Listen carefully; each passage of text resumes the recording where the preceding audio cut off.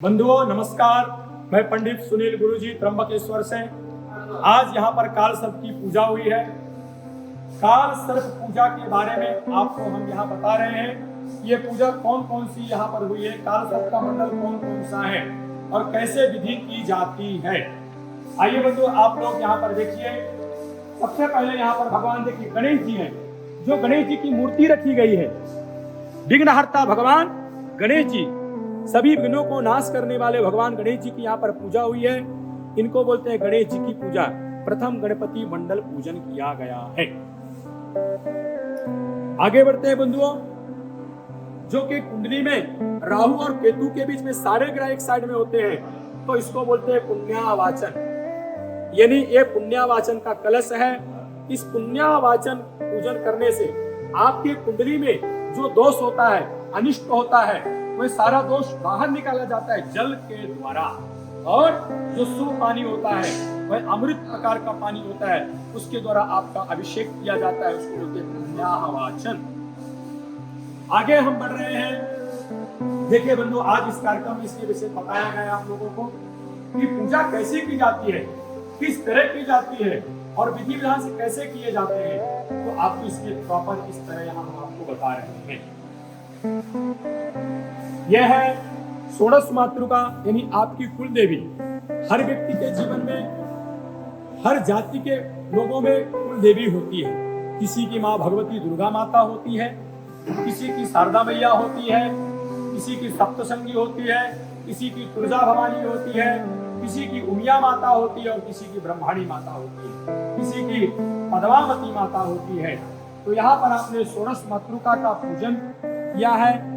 और 7 दिन अच्छे जाएं तो सप्तघृत मातृका का पूजन किया। इसको बोलते हैं षोडश मातृका, यानी आपकी कुल देवी का पूजन।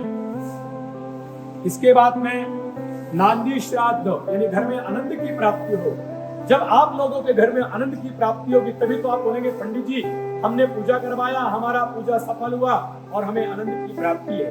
तो आपको यहाँ पर नांदी श्राद्ध हुआ और पितरों का ध्यान किया गया। ये बंधुओं देखो, ये नाग है, नाग और नागिन सब जोड़े से रखे हुए हैं। जैसे देखिए ये विशेष करके नाग महाराज है, ये नागिन है।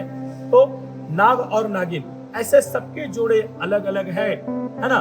तो यहाँ पर 9 नागों की पूजा होती है और नागों का नाम होता है अनंत, कुलिक, वासुकी, शंखपाल, तक्षक, महापद्म, कर्कोटक, शंखचूर्ण, घातक, विषधर और ये है शेषनाग। ऐसे 9 नागों का नाम है।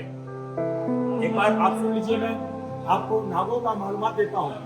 जो पहले स्थान में कुंडली में 12 स्थान होते हैं, लग्न के स्थान में जो पहला राहु बैठा होगा उसका नाम होगा अनंत नामक काल सर्प दोष।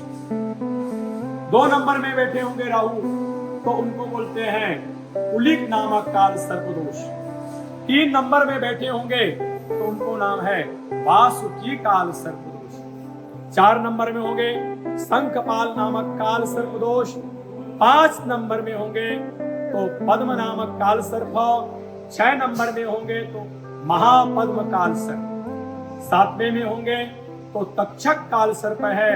8वें में होंगे तो कर्कोटक नामक काल सर्प दोष है। 9 नंबर में होंगे तो शंखचूर्ण नामक काल सर्प दोष है और 10 नंबर में होंगे घातक नामक काल सर्प दोष है। 11 में होगा तो विषधर नामक काल सर्प और 12 में होंगे तो शेष नाम काल सर्प है, जो कि लक्ष्मण भगवान अवतार है शेष नाम का। यहाँ 12 तरह के है ना नाम होते हैं, लेकिन नागों का पूजा 9 होती है। साथ में राहु और केतु अगल बगल में रहते हैं, है ना, काल और राहु रहता है। यहाँ विशेष करके राहु और केतु का पूजन होता है। यहाँ राहु है और केतु है, राहु और केतु का पूजन हुआ है। ये काल सर्प की विधि बता रहा हूँ बंधुओं, जो कि आपको पूरा मालूमात होना चाहिए। आप जब पूजा किसी से भी करवाएं तो आप विद्वान ब्राह्मण से करवाएं, और विद्वान ब्राह्मण से करवाते तो आपका सारा दोष मुक्त होता है।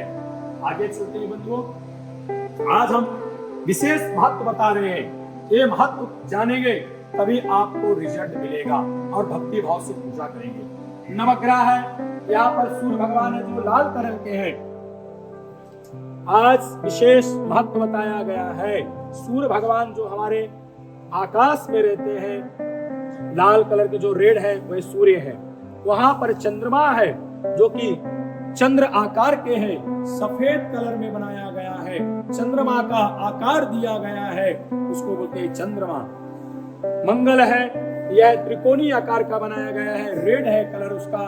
और बुध है, देखिए ये बुध भगवान है जो कि बाणा आकार बनाया गया है ना, बाण के आकार जो बुध भगवान है।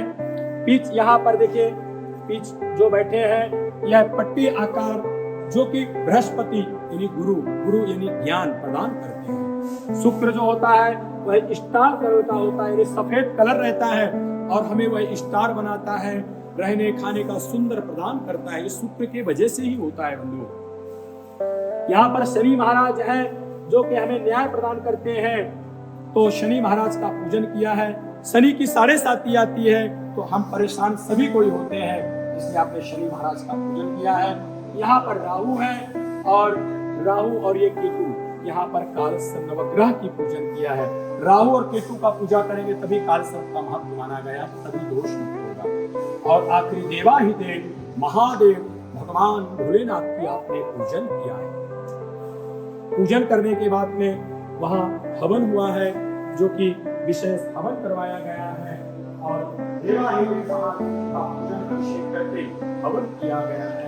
इसी के साथ कार्यक्रम संपन्न हुआ। बंधुओं सभी को नमस्कार। पंडित सुनील गुरु जी मैं ओम नमः शिवाय। आप लोग को विशेष यदि अच्छे से प्रसन्न होकर आपने सुना होगा, मन प्रसन्न होकर सुने होंगे, आपको पूजा अच्छी लगी होगी तो जरूर आप मुझे कॉल कर सकते हैं। ओम नमः शिवाय।